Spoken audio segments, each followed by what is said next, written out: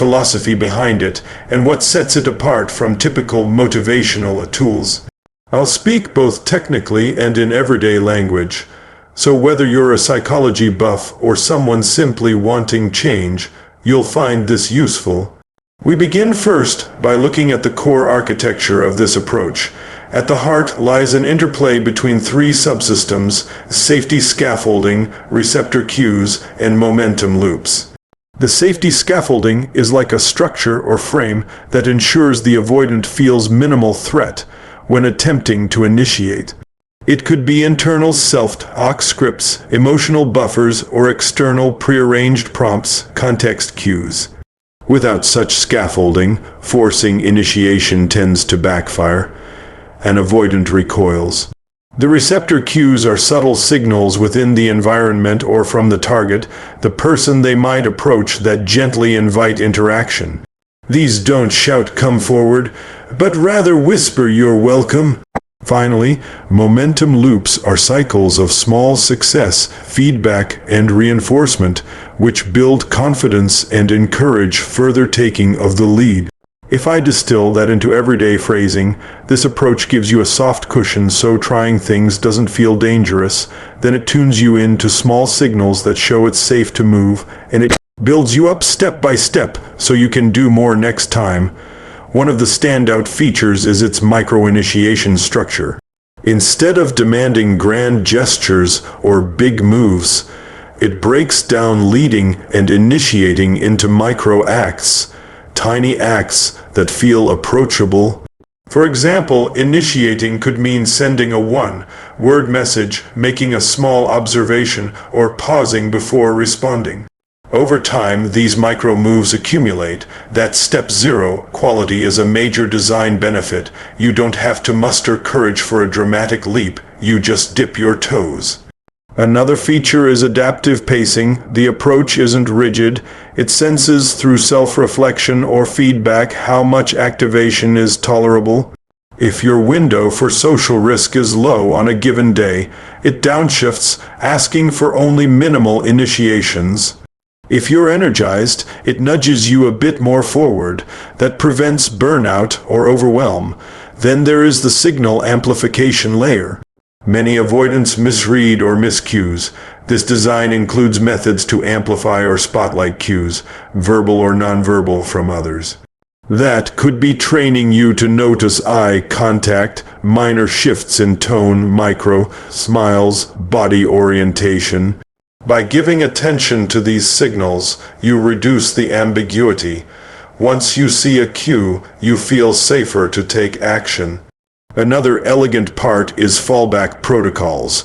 When initiative doesn't go as planned, silence, rejection, awkwardness, the approach provides a repair script or reset procedure. That way, the avoidant isn't left floundering, because in real life not everything lands perfectly. Having a fallback or recovery mechanism reduces the stakes and lowers the fear of things going wrong. Let's now talk about performance in real life.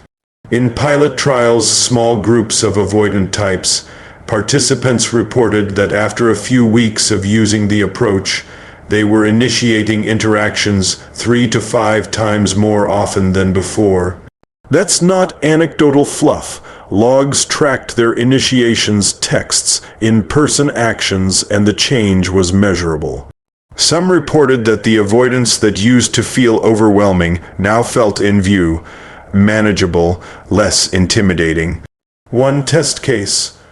A participant named A, who previously would never start a conversation with their crush, used micro-initiations like "Hey, how's your day?" or commenting on something small like a book on the desk. Over several weeks, these small steps turned into longer chats. Eventually, A found themselves comfortable enough to suggest meeting up. The trajectory was gentle but consistent. The approach also showed resilience under stress. On tougher days when social energy was low, participants fell back to minimal moves, just acknowledging someone's presence or offering a supportive word. They still moved within the process. That consistency is key. It's not about heroic bursts, but sustainable movement. Some challenges emerged. Some users got impatient and pushed too hard, skipping micro steps, which led to overwhelm or retreat. Others misread cues and initiated prematurely, causing discomfort or awkwardness, but these misfires were part of the learning. The approach includes retrospective reflection. After action, ask what signal was there, what felt safe, what felt off. Over time, users update their internal calibration. What about design elements? The philosophy is gentle expansion. It doesn't bulldoze your comfort zone, it nudges its boundary outward gradually. The design avoids jargon, uses intuitive metaphors, and encourages curiosity. The language is emotionally safe. Experiment, test, tiny step, rather than force yourself, cure, or complete fix. Visually or structurally, if this approach were packaged worksheets, app, audio guidance, I imagine clean lines, calming color palettes, soft blues, greens, modular layout for steps or levels. Feedback trackers to see progress, space for notes or reflections. The interface would allow users to set their own pace, skip or pause, and revisit earlier modules at will. It might have a dashboard showing micro initiations over time, cue recognition logs, and recovery reflections. One design quirk I particularly like is dynamic branching. If you fail at a micro initiation, rather than punishing you, the program would reroute you to a support module, perhaps a simpler move or a relaxation practice, before returning you to initiative mode that avoids the all-or-nothing trap. Another unique selling point is that it's not pushy motivation or rah-rah confidence. Instead, it works with the brain's safety systems. Many approaches target motivation or self-esteem, but with avoidant types, fear circuits are stronger. This approach speaks to the threat monitoring part of the brain. It shows that initiating doesn't lead to catastrophe, that it's safe, manageable, and reversible. That framing is rare in mainstream self-help. Also, it internalizes agency rather than external validation. You are not relying on others to validate your moves. This helps avoid the trap of being overly reactive to others' responses. You act within your calibrated safety window, and responses are feedback, not all, or nothing judgment. Another selling point is transferability. The same structure works across contexts: romantic, platonic, workplace, friendships. Because the move from avoidant to initiator has the same mechanics, notice cues, pick micro-action, take action, repair if needed. You don't need a separate program for dating, or career, or making friends. Let me walk you through a hypothetical session. Suppose on a Monday morning you open the app or the guide. It asks, how much social energy do you have? You rate 3/10. It recommends a micro-initiation of level 1, perhaps smiling at someone, saying good morning, or sending a message of 2 words. You pick one. After you do it, you mark success or failure, write a note. I felt a little shaky when approaching, but they responded. If successful, it nudges you to a slightly bolder move tomorrow. If not, it routes you to a fallback, a calming breathing exercise, or a journaling prompt. What did I feel just before sending? Over days, weeks, your comfort zone expands. You begin initiating longer messages, proposing plans, voicing your needs, offering leadership in conversations. The micro steps embed habits, and because the system is responsive, it doesn't push you too far too soon. Performance is contingent on consistency, though. If a user skips multiple days or jumps too quickly, the progression can fail. Many failures in early trials were due to impatience, people wanting big changes overnight. The guide has slow down cues. If error rate gets high, return to smaller steps. That feedback loop is essential. From a technical lens, the underlying model is reminiscent of behavioral activation, exposure therapy, and reinforcement learning combined. But it's adapted for interpersonal initiation. The reinforcement isn't just reward. It includes contingent repair and calibration. In effect, you're training a social muscle. On the neurological level, one could argue the approach gradually increases tolerance to social arousal. By staying under threshold but nudging it, you desensitize the fear responses. Over time, the sympathetic spike lessens. That's why people later report that initiating feels easier, less dramatic, less loaded emotionally. Let's compare this approach to traditional confidence boosters. Many programs say fake it till you make it, just speak up, visualize success. Those can help for some, but for avoidants who have strong internal risk assessment systems, those feel like coercion. This approach instead gives control. You decide when to initiate, you proceed gently, you can back off. It removes the pressure to be perfect. That distinction gives it staying power. Another point, it doesn't require an external accountability partner, though that can help. It's built for self-driven adoption. That's important because many avoidants resist oversight or external pressure. The internal logic and self-calibrated pacing make it self-sustaining. One more strength, it includes meta-reflection. After initiating, you're asked to reflect. What was signal strength? What internal resistance did I feel? What worked? What would I do differently next time?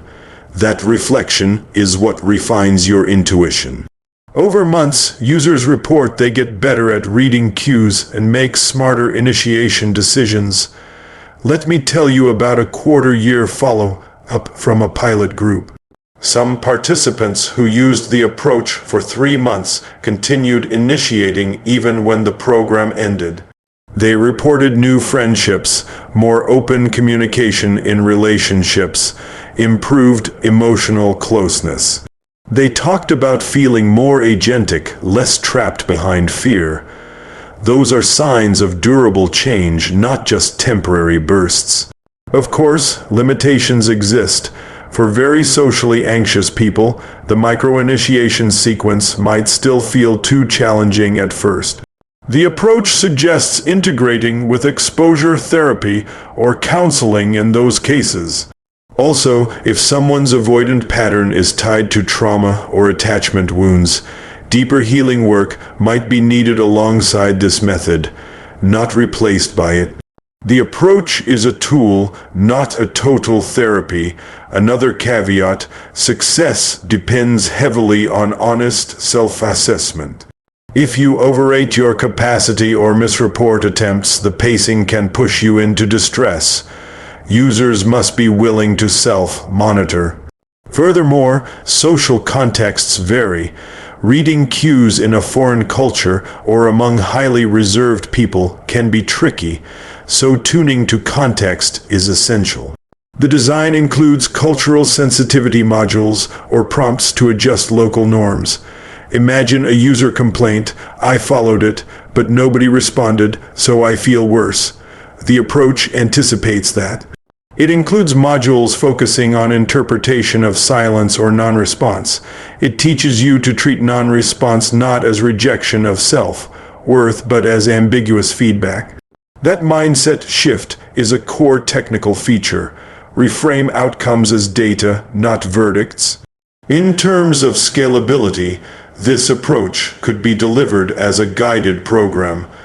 Audio lessons, daily prompts, tracking in an app, journaling components. Or it could be integrated into coaching or therapy. Because its architecture is modular, you could license modules, e.g., micro-initiation module, signal recognition module, fallback module, separately. From a user experience perspective, I'd expect users to appreciate the gradualness, the safe, feeling nature, the ability to skip forward or backward, and the visual progress indicators. Some might find the pacing slow or wish for more boosts. That's acceptable.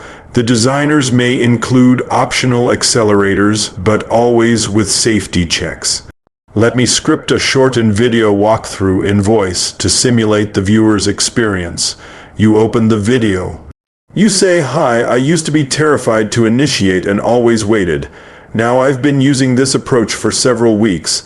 I want to show you how it works and whether it really helps with avoidance." You then mimic a screen. Day 1, energy low, micro move, smile at someone, say hello. Day 2, small message. Day 3, short observation. On day 7, ask a question. Over weeks, propose plan. Here's my log. These were rejections, these were successes, these were ambiguous ones. Here's how I felt each time, what cues I saw, what fallbacks I used. You show before/after. Before, I would sit frozen. Now I can send a message, ask a question, lead a conversation. You talk about limitations. Some days I overestimate and get awkward. I wish I had more clarity about cues, but that's where the reflection helps. You invite viewers to try micro-initiations, track their feelings, share in comments. So in the actual filmed version, you'd interweave personal anecdotes, logs, visuals of cue charts, screenshots of tracking graphs, iteration cycles, and voiceover. You'd show the module interface, highlight fallback scripts, show notification prompts, your micro move for today, ask a brief question. You'd also narrate emotional shifts, how resistance felt, how small successes built momentum. That mix of the concrete and emotional grounds the review in lived experience, not abstraction. From the audience's perspective, someone seeing this makes Avoidant finally initiate and take lead. Might be skeptical, thinking nice marketing phrase. So you need to balance enthusiasm with realism. You say, it's not magic, it's gentle work. You won't become a bold leader overnight. But what I love is that avoidants don't need to force themselves. They can progress step by step with safety.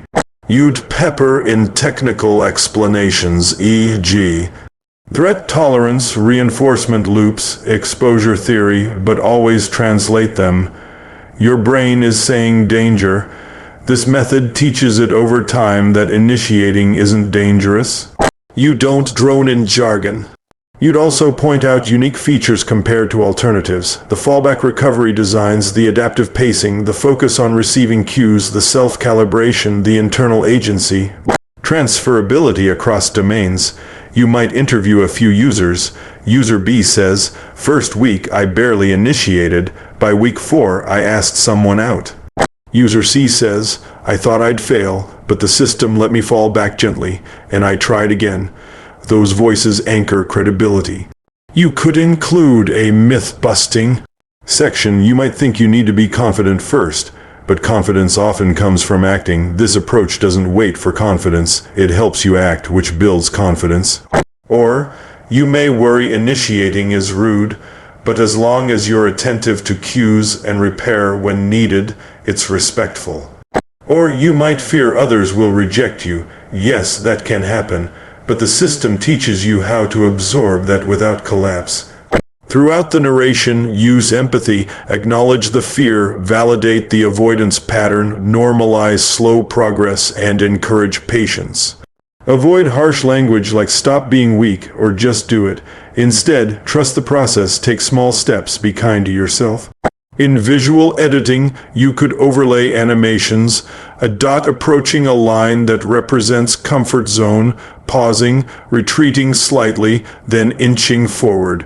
You could graph your micro-initiations over days, plot signal recognition via success rates, use color coding, green for moves within safe zone, yellow for stretch moves, red for overreach. Show cycles.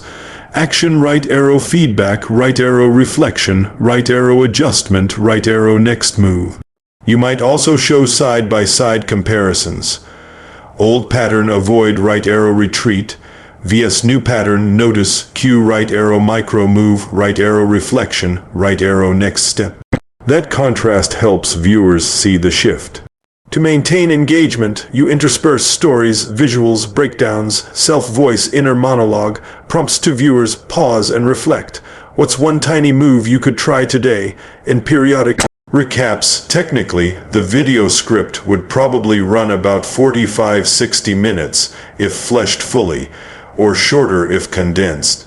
But for review/explanation, maybe 20-30 minutes is ideal, allowing space for examples, theory, demos. One more nuance is the calibration gradient. The approach doesn't just have binary safe/unsafe. It offers a graded spectrum of micro moves.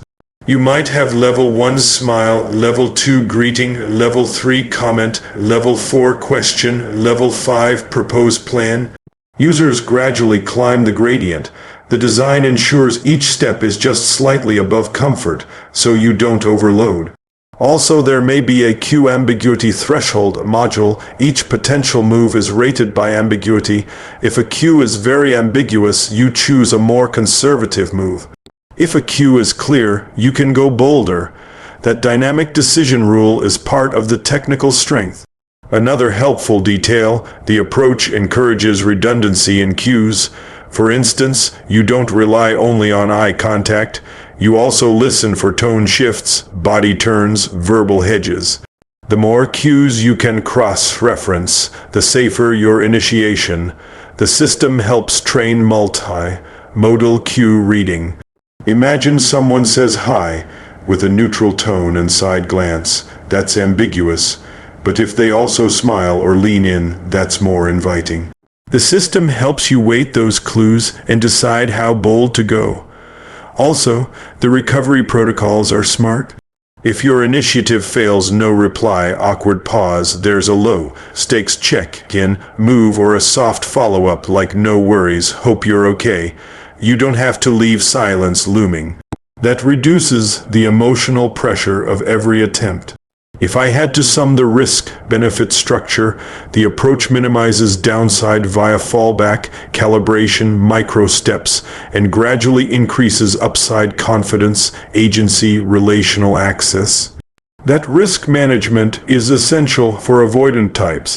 From the viewer's standpoint, what you'd want to understand, how the approach feels when used, what the day-by-day progression might look like, what the emotional ups and downs are, and when to expect noticeable change. Also, what patience, consistency, and self-monitoring look like in practice. You'd expect plateaus and relapses. And the script should address that. It's normal to slow down or feel stuck mid-program. In those times, revisit earlier micro steps, review logs, reflect, and gently resume.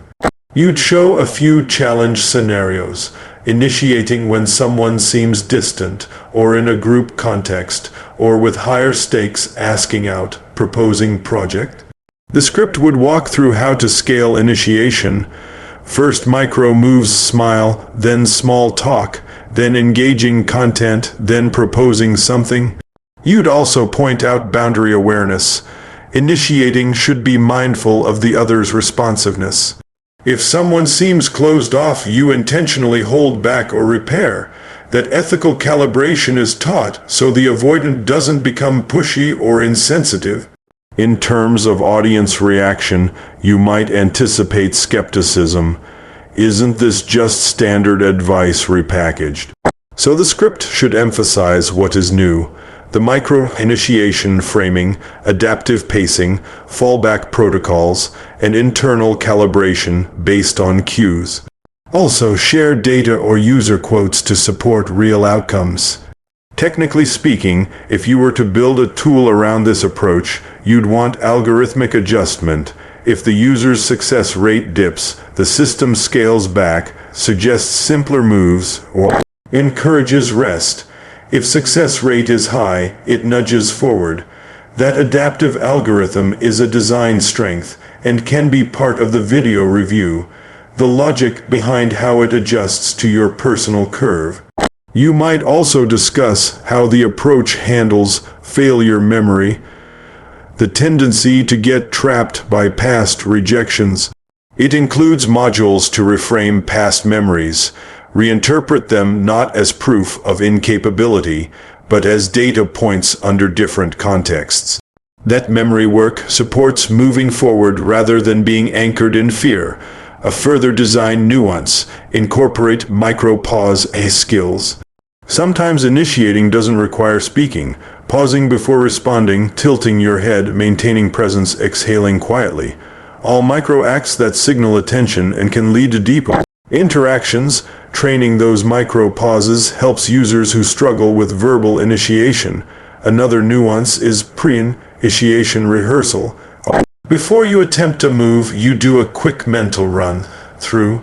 You imagine the cue, imagine the micro-move, imagine the worst-case fallback. That mental preparation reduces fight or flight activation when you act. That preparation module is part of the system, helping avoidants prime themselves. Also, the approach may include anchor moves. If you have one micro move you're comfortable doing always, e.g. a nod, a smile, you anchor future attempts from that reliable move. That builds a pathway.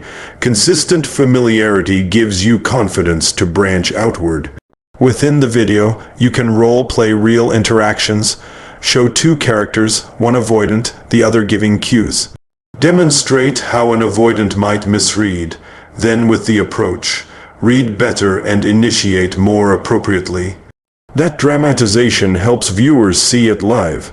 You could even simulate internal monologue. I feel my heart rate climb. I see they glanced at me. I decide to say, hey, I liked your comment earlier. They smile. I feel relief and a little surprise. I note I mistimed a little, but the move wasn't disastrous. That transparency demystifies the internal experience. To keep the content dynamic, intersperse summaries. So far we've explored the micro-initiation structure, cue amplification, fallback protocols, pacing, signal reading, and reflection loops. Then shift to case studies, then to design critique, then to user interviews, then to prompts for viewers. Throughout, maintain a tone of curiosity, not preaching. Use phrases like "you might try." It may feel odd at first. Adjust to your pace. Notice what's working for you. That invites engagement rather than compliance. You'll want to include viewer calls to action within the video, not as ending lines. For example, pause here and write down one micro-initiative you could try today. After typing in the comments, let me know how it felt. That involvement encourages practice, not passive consumption. In terms of pacing in the video, alternate between explanation 1-2 minutes, story/anecdote 1 minute, demonstration 1 minute, reflection prompt 30 seconds, recap 30 seconds. That keeps viewers mentally engaged and prevents theory overload. One more unique selling point: the approach does not require rigid schedules. You don't have to do it every hour or day. It honors ebbs and flows. If life is busy, you might do fewer moves that day. The system adjusts to you, not the other way around. That flexibility improves adherence. Another strength: the approach can incorporate feedback loops from others. You might ask a trusted friend, "Did you notice when I greeted you?" That external feedback helps you tune your signal reading. The approach encourages that as an optional add-on, not mandatory. You'd also address ethical considerations. Teaching recognition of cues should not become hypervigilance. The balance is noticing signals without obsessing. Overattention could lead to anxiety or misinterpretation. The program includes boundaries, reminding users to care for their mental well-being. Also, as a selling angle, the approach helps with emotional regulation. Because initiating triggers anxiety, the method includes calming tools, breathwork, micro breaks, grounding to manage internal arousal. That support makes the social pushing safer. In the review, you might compare it with pure skill-based courses like How to Flirt or How to Network. The difference is that those often assume competence and safety. This method begins from protective stance, builds safety first, then teaches initiation. That reversed order is what makes it viable for avoidance.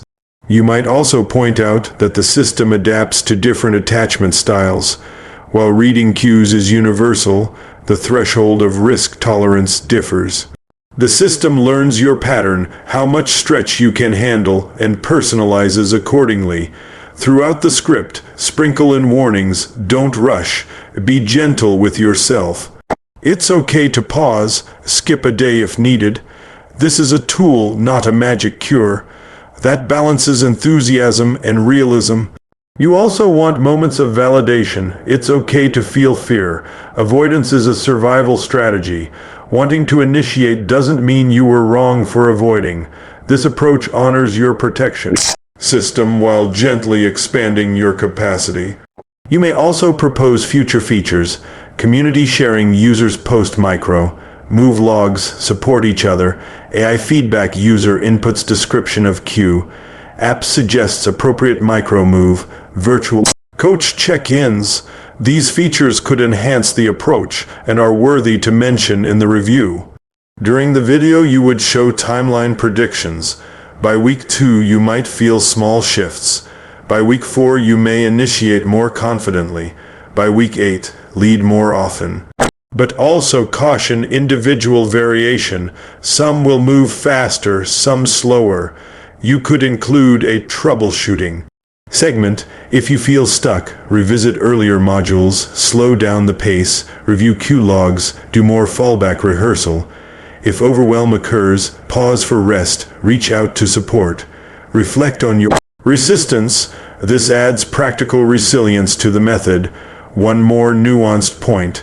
The approach leverages micro-vulnerability.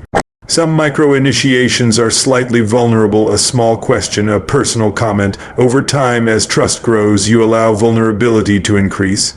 That incremental vulnerability is a design lever. Not all initiations are neutral. Some carry emotional weight, but start small. Another technique is preemptive disclosure. Before initiating, you disclose mild uncertainty, e.g., I hope this isn't weird, but that can lower tension, make your move safer. The approach may teach how and when to deploy preemptive disclosure tactfully. Also, the approach uses anchor cue sequences. For instance, if someone repeatedly smiles at you across days, that builds cue weight. The system helps you track cue sequences over time, not just isolated incidents. That history of positive signals can inform more confident initiating. When you talk about the user interface, if app-based, mention that data privacy is important. Users should have ownership of logs. The design must allow anonymized backups, optional sharing, and an option to delete data. Trust in the system is part of the appeal. You could also mention that this method fits a variety of personalities: introverts, moderately avoidant, high sensitivity, by allowing you to modulate pace. Because it doesn't insist you become extroverted, but helps you stretch within your style. You might cover some resistance patterns. I don't deserve connection. What if I'm rejected? I'll look foolish. The system addresses those by reframing, cognitive reframing, reminding you that initiation is not value-based. It separates meaning from outcome. Initiating is not a judgment on your worth. In the video review, you should be candid. Mention your own missteps, how you felt, how you corrected, what surprised you. That personal authenticity helps viewers trust the method rather than seeing it as sterile theory. You'd also mention that results may not be linear. Some weeks stagnate, some leap forward. That's normal. The approach builds tolerance for plateau, which is part of change. You could incorporate visuals of comfort push zones, like concentric circles. The innermost is baseline behavior, the next ring is micro moves, then stretch moves. The video could animate someone stepping ring by ring, sometimes stepping back, then forward. An interesting, unique selling point is the idea of initiation reflex training. Eventually, after repeated cycles, initiating becomes more reflexive. Less cognitive deliberation, more felt response. That's the shift from hyper-analysis to smoother, attuned action. You might propose an experiment. Split your week into initiation zone and observation zone. On initiation days, you commit to micro moves. On observation days, you only notice cues and reflect. That experiment helps you stay balanced and avoid burnout. Also, integrate micro-journaling. After each attempt or daily, record 3 things: what cue I noticed, what I did, how I felt. Over time, that journal becomes a map of progress. The video can show sample journal entries, color-coded heat maps, trend lines. In your review, you should also acknowledge biases. As someone reviewing, you might emphasize success stories but downplay failures. So you include more balanced testimonies, those who struggled, those who dropped out, and what they reported. That transparency adds credibility. You might also forecast future research, perhaps neural imaging to track how threat circuits respond over months of using this approach, or controlled trials comparing this method to traditional social skills training that shows the method is grounded in science, not just anecdote. You can tease viewer accountability. If you commit to at least 1 micro move a day for 14 days and note your feelings, you'll see change. If not, reassess pace or method. That calls for accountable experimentation without pressure. Throughout the script, maintain emotional pacing. Periodically pause, breathe, allow the viewer to reflect. Don't rush from concept to concept. Sometimes leave silence or blank frames for the viewer to think. That embodies the gentle expansion ethos. You may also include frequently asked questions in the video. What if I don't see any cues? Answer, fall back to very safe moves, recalibrate. What if I can't do any initiation at all at first? Answer, start with internal micro moves, mental rehearsal, noticing cues, practicing in low-stakes contexts. What if I fail repeatedly? Answer, use fallback, rest, reflect, resume, possibly slow pace.